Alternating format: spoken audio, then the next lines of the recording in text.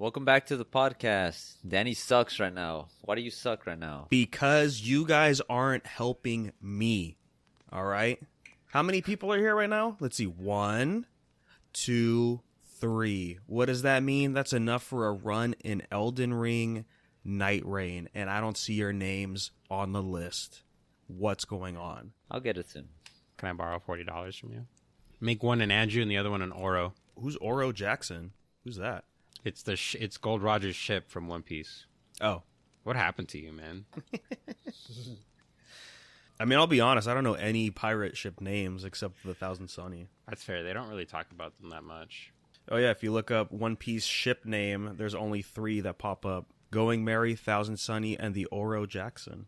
I'm pretty sure it's an emphasis on Frankie being a shipwright and Tom and that whole jazz. And that's why it's important to know that the ship's name was the Oro Jackson because Tom made it. So there's only 2 other ships with names. Baratier, of course, where we find Sanji. And I didn't even know this. Blackbeard's ship has a name. It's called the Queen Anne's Revenge. And I'm sure that's some kind of... Queen Anne's Revenge. I'm sure that's some pirate reference or something. Oh, what? See, this is why, man, I get why Oda has to go on the wiki, because there's shit on here, like, where the fuck did they find this out? The Queen Anne's Revenge is the only ship that is capable of getting to the Davy Jones locker. Davy Jones locker? I didn't know that was in the One Piece. You know how, like, there were those pockets of the sea, like the mist place, that they went, like, fuck, I'm mumbling over my words. There was a point in One Piece where you would travel through like this rainbow mist, and on the other side of this mist was like a ship graveyard. I don't know if you guys remember that. What, in Fishman? I don't remember if that was Thriller Bar? No, not in Fishman. It was before all of that. It was like before they met On a rainbow? Before they met Frankie. You're talking about Sky? Yeah, no, not on a rainbow. It was a Look, if it was a filler episode, I can tell you for 100% fact that I don't know what you're talking about.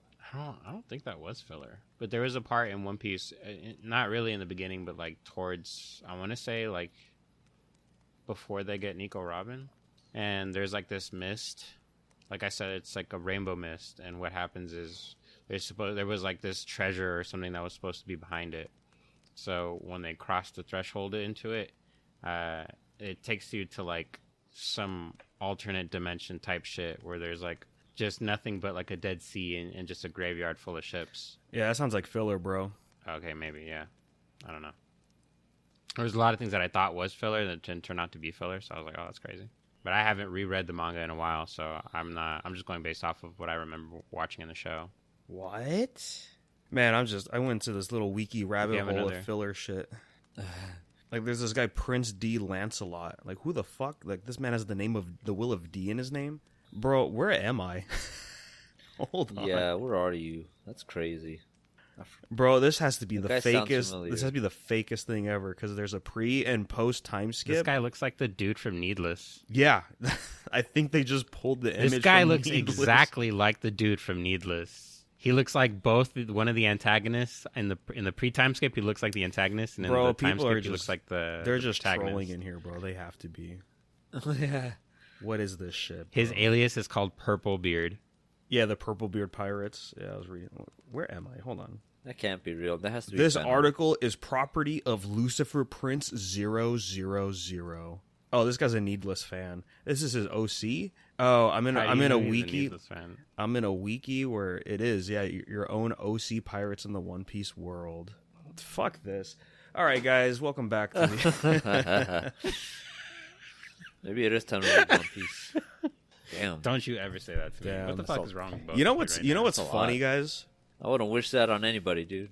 You know what's funny? Like, even though like we have really huge IPs from Shonen Jump, the only like noticeable ones that are actually worth looking at for OC content is Dragon Ball, right? Because you don't see anything anywhere else. And if you do see OCs from other series, is it not just cringe to look at it? Now, I remember looking at like the Naruto OCs back in the day, like post Shippuden, and I was like, yeah, this is kind of cringe, bro. Like, I love how people will try to hunt you down, like your internet history, to see if you were one of those people. For example, if you were to like talk shit now about like what type of man you are or whatever, and then it comes out you were that kind of person that makes Sonic OC, I have a feeling like you're just going to be like automatically put into a certain into into like a certain box when you are identified as a Sonic OC creator and you put that shit out there. That automatically places you on the autism scale, and you really can't like tell anybody anything otherwise. Yeah, I mean, it's like there's so many islands in One Piece and so many devil fruits you can just make up, but you never see the OCs anywhere. And if you do, I'm like, I mean, I don't think that's cool. That's fine. God, now you're just making me cringe over all the like IP fan shit that they've made. Going into like a card shop or something like that, and just hearing grown men talk about their Harry Potter fucking OP, like God. their like their OC Harry Potter characters or something like that. It's just like, dude. Yeah. Anyways, Night Rain's hard, dude. Who's your favorite class right now? I like the Raider a lot. He's a cool, stocky boy that hits hard and can take hits. His abilities are fine. Like they're like I thought. I'm like, oh, this is actually pretty good. But then upon further playthrough, it's like it's not really the best. But according to my coworker, he has because every class has different like weapon affinity. With all the available weapons in Night Rain, he has the most available to him than any other class. So that's pretty good. Yeah, I did see a run or two where people were basically doing jump heavy attack, and they were dual wielding. Yeah. So they had like Godfried axes or like all of the other great axes, and would just use those or like colossal weapons. So I always think that's pretty clutch too, because that always takes a chunk of health out of people. And I'm glad to see that build still somewhat works. Like at least they retained a lot of like what I guess like what could be considered like meta builds in Elden Ring. It's not like people are like totally coming in blind to this thing and like having to figure out all sorts of new builds and new metas. The builds still work from just base Elden Ring and Shadow, and I think the only thing you have to really think about is what class of character are you going to use based on like the abilities and what weapons they can use to their benefit. Who do you feel is like the hardest class for you to use? Well, I haven't played everybody yet. I've only played like 4, I think. I've played the Wilder, which is the box art character, the Raider. I tried the Bird guy. And then I played Iron Eye, which is the archer class. And they're all pretty cool. I think the Bird is just kind of whatever. Like, the only thing that's worth for him is his ultimate, which you launch yourself in the air, and then you drop down and create a protective barrier, which I guess, boosts your defense, and it lasts however long it lasts. But it's good if you guys are fighting a Night Lord and people get downed, you can use that to bring them back, because it counts as hits towards the revival stuff. So that's pretty good. Same thing with like Iron Eye, like you use your ultimate, you get the giant bow and you shoot, and it causes this also like big AoE effect where the arrow travels, so you can bring people back like that too. I think that's like the go-to for wanting to revive people. I've seen between that move and then I think it's the Revenant, the summoner lady. Like her move is like an ultimate. It's like a giant scream or something like that, and she like instantly brings people back. Mm-hmm. Yeah, you can even be the Sekiro guy and transform into the giant wolf dude, and be like, "Don't worry, kittens, I'll bring you back." Dude, that's my I love those fucking Instagram reels. So many where they just see him transform, and then you just see a quick like little OC sketch of just like some furry, like some wolf furry. Mm-hmm. I got you, kitten. Yeah, it's so I'll funny. protect you. I'm having a good time. It's just like the runs are long. Like you really do have to get going. As soon as you're flying in off your battle bus bird, open the map up, see where you're going to land, and then you got to plan your route right then and there and just hit all the hot spots, fight a bunch of bosses, try to get to at least level 12 because that's the soft cap by the time you hit the Night Lords. What level do you usually reach, like on average, if you don't reach 15? I've averaged like 10 or 11, and I feel like we could probably get to 12 a lot faster if we stop trying to fight like these hard ass bosses at certain points, because like when you hit day 2, harder bosses just spawn on the map and you can go fight them, and it's good, but like it's a lot of HP. You cut them down and then hopefully they can give you at least 1 level. I mean, it really is just about trying to figure out your route and hitting up a bunch of spots, and yeah, I mean, it's fun. My only problem is like some of the drops after you defeat a boss, I'll look and it's like you get like 2 or 3 options. I'm like, these kind of suck because they're not for my character, and there's like no reroll options either. So it's like I guess I'll just grab this and level up. And then you can't sell anything either, so it's like you just have to discard it. Yeah, so it really makes you want to like basically go over what limited options you have and just work with it quickly. Kind of just has to make you think real quick on the fly. Yeah. I kind of like that. It's just like, figure this out quick, and just kind of see if it works or not. Yeah, and like the worst, like it's not even bad if you fail a run or if you don't beat the Night Lord, because it still counts as progression towards character quests, which I didn't even know was a thing until I was talking to a coworker. He's like, yeah, if you go to the journal, you start opening lore for each character the longer you play as them. And then eventually there's like a memory fragment, and then you run that, and that's just like the part 1 of, I think, 3 for characters. And then you can do that, and then after that you have to beat a Night Lord to be able to unlock like the second quest and all that. So there's a lot to do. Like you don't always have to defeat the boss, as long as you can get that progression going. To my surprise, I was doing the Raider side quest, and he actually had unique dialogue with Iron Eye, the archer. And I was like, oh, that's surprising. I wasn't expecting like these people to just be talking to each other like this. Do they like say things in the roundtable hold? Yeah, every character's there, and you can talk to them, but they have only one line of dialogue. Oh, okay. Yeah, unless like you're doing a quest, then if they're involved, they will have more dialogue to talk, but that's really it.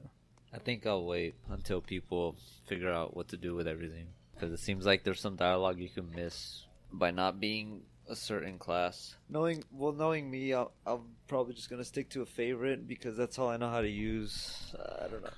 I dabbled a little in magic, but I'm not the best.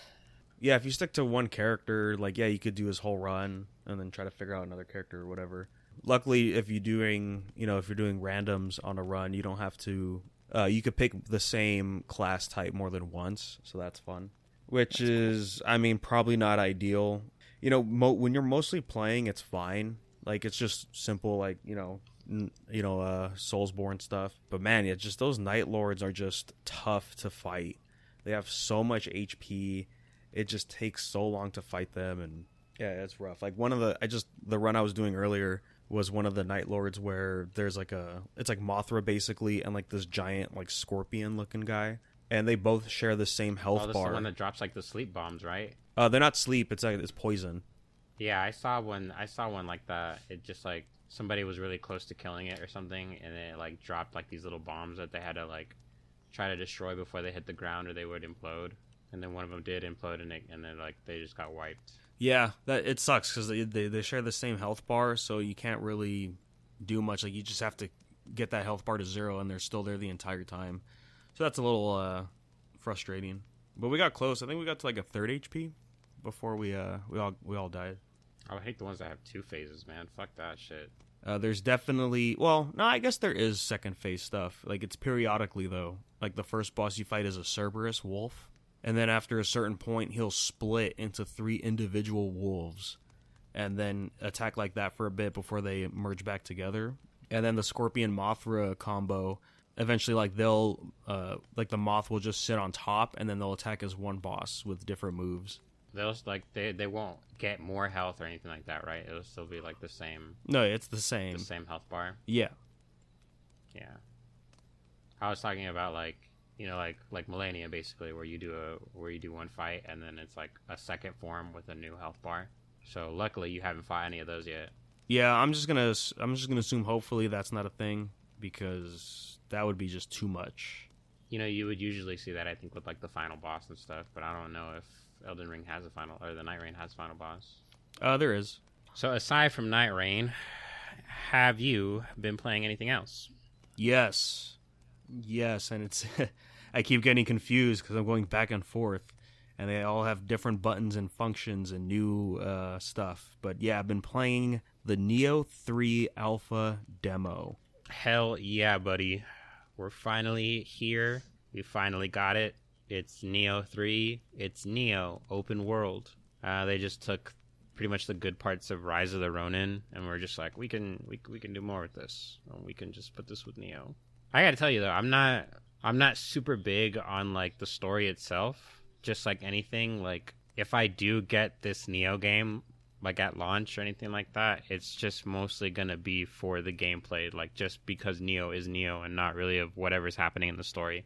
I feel like the first Nioh was really cool plot wise. It was really deep.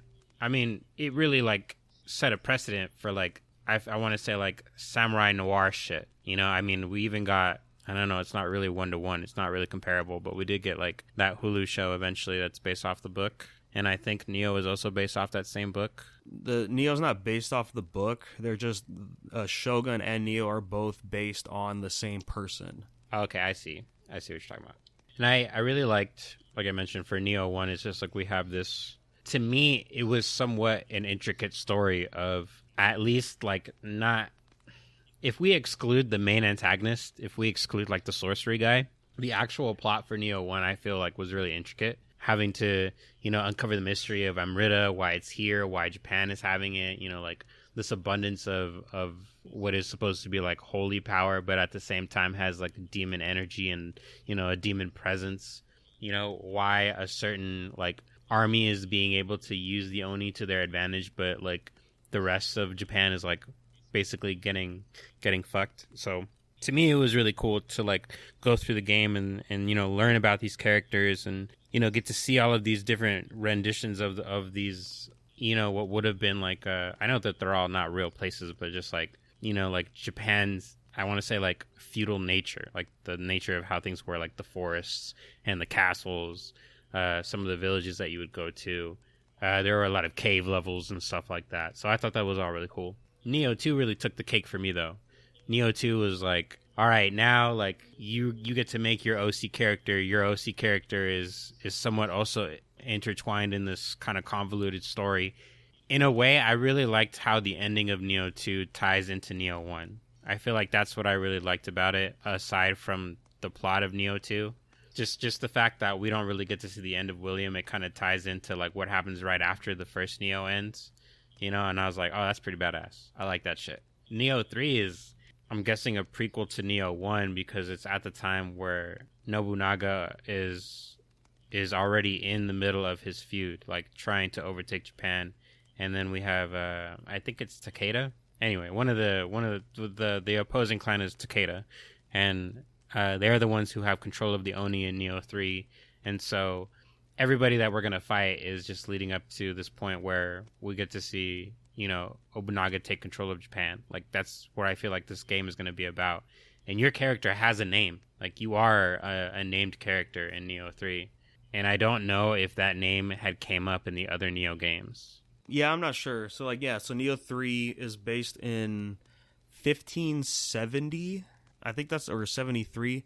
It's around there. So it's about 30 years before Nioh 1. So that just tells me that like, oh, okay, this is going to be, you know, we're going to have a story. We're going to see recurring characters. And then probably by the end of the first or second DLC, we're going to see William again, right? There's probably going to be some time progression and all that just to bring him back. Or at least that's what I hope for, because I like William a lot. And I kind of wish we stuck with him, but I also get like they want to move around and pick other points in Japanese history or whatever. Okay, so your character's name, Tokugawa Ieyasu, and you were the founder of the Tokugawa shogunate. Okay, so your character is going to be a shogun. That's basically what Nioh 3 is about. Wait, which makes sense, because I think they did say that in the trailer. Well, it's interesting, though, because they still do the create a character option, too. Yeah, Tokugawa declaring himself with his original given name, Takachiyo, at the end of the trailer. I don't know. I guess hopefully we get to see more of like a story trailer. I'm always interested in the plot for Nioh, so I'm really hoping that along with all of the updates that they're making to the game, like the battle adjustments and stuff like that, that I hope that they do spend a lot of time working on an interesting plot. And I also hope that if they do DLC, that it's not going to be short-lived. Like that's one of the things that I didn't like about Nioh 2. All the DLCs were like three levels, and the story is like, the story for each one of these DLCs are so fast. Like it's just in a matter of again, like these 3 levels, and then like there's 2 or 3 cutscenes, and that's supposed to depict the whole entire thing aside from what you learn in the mission, which to me isn't fun. It's not as fun as like what the game offered you while you were playing the base game, at least. Yeah, it kind of sucks, but also like it was just a different approach, right? Like the DLC was like, okay, because you're half yokai, you are just gonna live a long time, so boom, we're gonna flash forward to this era. and you're gonna fight this thing real quick, and then the second DLC is like, boom, we're gonna flash back to this point. Oh, yeah, look, it's William, and we're gonna tie up all this stuff that we didn't finish in Nioh 1, and then that was it. I mean, it was fine. Like, I still like Nioh 2. It's pretty good. But man, Nioh 3, I wasn't sure. Like, at first I was like crazy excited watching the trailer at State of Play because holy shit, they said they were done with Nioh and they were just going to do other stuff. So it's crazy that we're even getting Nioh 3. And then seeing all the new changes, I was like, I don't know how I feel about this, man. Like, it's like they're going like a different approach, but you know, as I'm playing the demo, it's like, yeah, you know what? I'm still having fun. Like, this is interesting of what they're adding. And heck, I even like a few hours in and almost towards like the end of the demo, there's still stuff to unlock to use, like your guardian spirit abilities and all that. It's like, oh shit, like they're really adding a lot more in here. Yeah, I think my favorite part of the demo would have to be the style switching. They introduced like this mechanic where you can switch between a samurai style fighting type and like a ninja style fighting type. And so the default trigger for that would be R2. So you can press R2 and that would switch styles for you. When you switch styles, you're switching equipment, you're switching weapons. So all of that gets changed over. It's basically like changing layouts. So you'd have like your attack layout and then like your stealth layout or whatever the fuck it is going to be, like magic, I guess, if you're doing a Omnio build. But you also get like skills, passive skills that you can just equip as you go through the demo. And one of the skills that they give you is like a skill where you can change the way that style button works. So it'll work more like a counter button than a style button. You can like tap it really quick to do the counter. And if you hold it, then you can do the switch.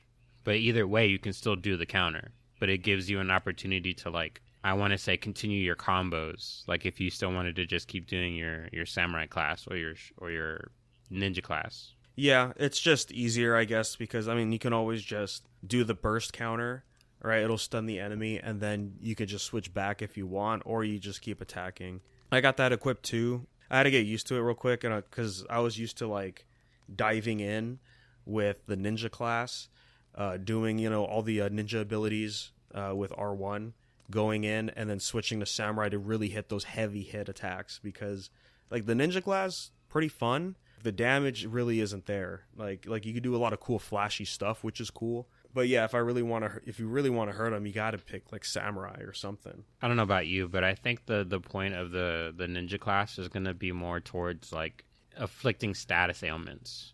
For me, I found that aside from just the initial magic stuff, they try to really like give you a lot of weapons that have skills like imbue poison, imbue paralysis. So I'm really thinking that for when the game has another, like maybe like a beta demo, maybe like when full release comes out, that it's really going to have for Ninja just more like centered again towards status elements or magic altogether. I feel like that's going to be like the biggest class. That class is always like the game breaking class for all of the Nioh games. That's like the first class that gets nerfed. I don't know if this game is going to have it. We didn't see any of the demo. Or actually, no, that's a lie. That's a lie. We just didn't talk about it. Really quick before I start jumping topics too many times. What I'm talking about is they have like a talisman item that you can equip. And in the other Nioh games, the talisman items were broken. Like you can do things like raise your defense, raise your attack, and these things could like stack with each other. So like they wouldn't cancel each other out. You can just use one after the other. Just do it right before you enter a boss door, and then just do whatever setup you were going to do and like one shot somebody. In Nioh 3, the way that they have talismans is they introduced a new feature with the demons. With the soul cores. The soul cores, thank you. In Nioh 2, because your character was half demon, they introduced a new item that you can collect called demon soul cores. And when you equip them to your character, you could do like their movesets or kind of like somewhat summon them really quick, and it would just take up like a portion of your special demon bar or whatever the fuck. In Nioh 3, your character essentially takes the soul cores, then cleanses them at the shrine, and then equips them under their Omnio magic. And what happens is you have two different forms. You have a yin form and a yang form. The yin form allows you to acquire a talisman that summons them. So you could just like summon them straight out. They can just do a move and then they disappear. If you do the yang form, you would get like a special talisman, a cleansing talisman, or an extracting talisman if you wanted to get like a lot of Amrita. The protection talisman so that you can tank a couple of hits or up to a certain level of damage. So like all of those talismans that you would see when you had to increase your ninja and your omyo, all of these talismans are now tied to the cores. So when it comes to your actual skills in Nioh 3, the only thing that you're building are your weapon skills. And I think that there's actually a ninja tree, but There is. yeah, all of that is just tied to like actual ninja techniques that they introduced in this game and the Omnio magic. It doesn't really have like any passive stuff for talismans. So yeah, that was a lot, but there's a lot of changes. I think it's pretty much good that they're going in this direction, at least for what they can, because obviously they're not going to make another protagonist that's half demon. So I think that's a good segue into how we can still like take advantage of like these kind of demon powers when we can. And then, of course, still have like these talismans, and then make it so that it's not completely game breaking on day one. Like it would require you to go through the game, farm demons, because of course the chances of you getting the soul core is not high. It doesn't drop instantly. I think the only time where they drop instantly is if you're doing a crucible, and it's just going to be based off whatever that one monster in the crucible is. That's, I guess, technically the boss of the crucible. Technically, yeah. It's just more of the big roaming demons in the areas nearby. Yeah, in the demo there are 4 playable areas. It's way bigger than I thought. It's pretty fun. It took me a couple of hours. When you look on the map, I want to say that they took this from Rise of the Ronin. There's an overview on the map on basically how much exploration you've done. There's a level to it, and when you hit a certain level for your exploration in that area, you'll get bonuses. I hit the max for all of the available areas in the demo, which is why I assumed that I had everything, because when you get to the max, it shows you where all of the other stuff that you missed out is. So like if there's a treasure that you missed, it's going to show you where it is on the map.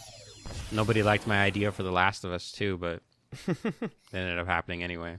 I think people like I never played The Last of Us 2, but let me just ask you this. Did some people prefer Abby over Ellie? Was that even a thing? Oh, I'm going to say probably, because Abby actually has some character stuff in there, and Ellie just sucks, like, most of the time. Facts. Yeah, dude, she sucked so much that they rewrote stuff for the show, and it still sucked. And she sucks even more. Did you both finish season 2? Hell, I didn't even watch it. What? I already knew what I was going into. Now I know. Now I know for sure. Her and Dina are both fucking idiots. Look, all I needed to see to know that I'm #all out was the moment where it gets revealed that what's her name, Dina, whatever her name is. She's fucking pregnant. She's pregnant, and then Ellie in the show goes, "I'm gonna be a dad." All happy and stuff, and it's like, that's the wrong fucking attitude. This is a negative 1 out of 10. Fucking what happened, dude? Fucking homegirl's pregnant, and she's like, "Oh, let's go on this adventure." Yeah. Meanwhile, in the game, she's like, "Oh, I didn't want to tell you, but yeah, I am pregnant." And then Ellie's like, "Dude, what the fuck? What is wrong with you? This is a bunch of bullshit. I'm fucking out of here. I gotta go kill this girl." Fuck, Ellie man. sucks. Dina sucks. Joel's cool, but he's dead. Tommy's cool. Tommy is cool. Jesse's cool, but they're both dead. I will say it was really cool to see like Tommy do stuff in the second game, because you don't see him, you see his aftermath, and like that's pretty fucking cool. You only heard stories and stuff of how crazy Joel and Tommy were back in the day, like during the beginning of all the outbreak and shit. Like, yeah, they did some crazy shit, but we'll never know. And then we saw it, and it's like, oh, this is cool. And then what happens? A freaking high school girl who goes to the gym he's done. Oh, Tommy dies too? Oh, everyone dies. Oh, man. Because of Ellie. I can't wait for, what is it? I can. Intergalactic? Whatever this fucking game? Yeah, I can. Interstellar? Intergalactic, yeah. The Heretic Prophecy, yeah. I can wait. I'm gonna wait. I'm gonna wait forever. When it's out, I'm still gonna wait. You're just gonna get to chapter 6 or 7 where you can do this little side thing. I'm not gonna get to chapter 6. They're gonna have. I'm gonna watch somebody else get to chapter 6. What happened, guys? What happened, man? Like, it was so cool over there, dude. Jack and Daxter, cool shit. Nathan Drake in the Uncharted series, cool shit. Now, if you put those together and do a sci-fi game from Naughty Dog, that would be some cool shit. But what do we have? Last of Us in space? Not cool shit. Not banana bread, bro. Yeah. Not banana bread. But banana bread at work, bro? Hell yeah! That new fucking Suda 51 game that's coming out. Can we talk about Romeo as a Dead Man? Hell yeah, buddy. Hell yeah, bro. Yeah, it's fucking awesome. I am so ready for it. And, you know, it's crazy when people are like, dude, the state of play was mid. And I'm like, what the fuck is wrong with you, dude? Romeo's a Dead Man, new Suda game? Come on. It looks so fucking fire, dude. I cannot wait, dude. And just the start of that whole trailer, I didn't have to wait until I saw Suda 51 to know it was going to be a Suda 51 game. Oh, yeah. It just, the whole vibe from the beginning of that trailer just literally shot out of my monitor straight into my face and was just like, we're back, baby. We're so fucking back. I don't know if Travis is going to make an appearance. I kind of don't want him to. Like, as much as I like how the universe for all of his games are all kind of intertwined and combined with each other, I just know I'm going to get severely fucking confused if Travis has a lot to do with whatever the fuck is going on in this game. So I would just rather have him be, like, at the end, or have him be, like, some fucking boss you can fight, or whatever. But I just, like, I need some sort of continuity that I can fucking follow, goddammit. So I'll say this. There's like two levels to Suda games, right? There's the base level where, yeah, I didn't play every single game that these people have made, but I'm still having a good time, and like these are cool characters. And then the level after that is, holy shit, these characters are from different games. Like, if you haven't played these games, don't even bother playing this game, because you're not going to understand what's going on, blah, and all this crazy stuff. Because I got a buddy like that. He's a big Suda fan. He's like, you guys are not ready for this game until you play these. And he sent like 8 GIFs from 8 different games. And I'm like, what are you even saying right now? Did he buy the that remastered game that they came out with a little while back? Oh, Shadow of the Damned? Yeah, I still have to pick that up. Yeah. But that game looks awesome. And the fact that it's only $40 is really cool. I'm really liking that. I don't know what game really set the trend. I think it might have started around the time that game came out, but the fact that a lot of these remasters are not being like full price at like 70 or $80, like we're getting them for 40, so like half of what they would be. It's pretty good. I like that good faith. We're just getting an updated version of the game. It looks nice, but it's still the same game. So I'm all for that. I think that's fucking awesome. A lot of like remasters that are coming out like that are under $60. They're not AAA games. So if it was a AAA game, you know, it's going to be $60, $70 easy. The one exception to this is going to be Gears. Gears of War is going to be by Microsoft. It's $40. Oh. Yeah, you can get it on the PSN store. I just want to say real quick, just because I think only a handful of people really care, but it's been over 40 years and we're finally getting a new anime for Ronin Warriors.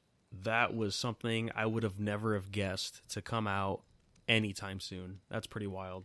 Yoroi Shinde Samurai Troopers, the official sequel to the classic Ronin Warriors. Yeah. And it's set to premiere in January 2026. Yeah, crazy.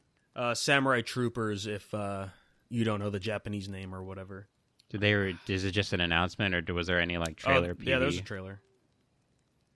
Yeah, it's set in modern day. I want to say it's a new cast of people donning the armor. But it looks like it's just going to be like the same kind of situation, right? Like the evil bad guy just spawns into like Tokyo, like his whole evil shrine is there, and the new samurais are here to just, you know, defend the city. I'm interested, man. Yeah, I remember watching, I think it was like the finale of this show on Toonami when I first got cable not a couple years ago, but when I was a kid. Yeah, it was on Toonami. Yeah, I want to say that's where I first watched it. It's always in the back of my head, like going down to the local video store and trying to ask the guy, like, do you have this cartoon? And, like, I don't know how to pronounce the name yet because I'm not a weeaboo yet. And we would spend, like, 10 minutes, like, on his database trying to, like, how do you say it? Like, what? And we're typing. He's like, yeah, I don't know, man. I can't find it. Yeah. What is it? Japanimation? Never heard of that, bud. All right, well, let's get out of here, guys. Thanks for sticking around for the episode. We'll be back soon with a new one and see what we've been doing. Thanks for tuning in, guys.